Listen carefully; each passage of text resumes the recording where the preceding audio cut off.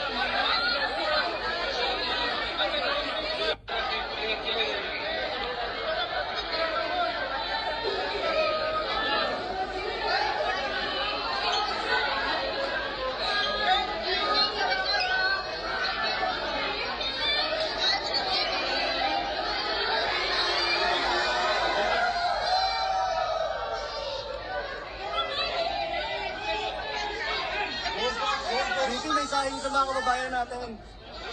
Mensahe sa salamat po. Hoy! Kakanta nyo na BE.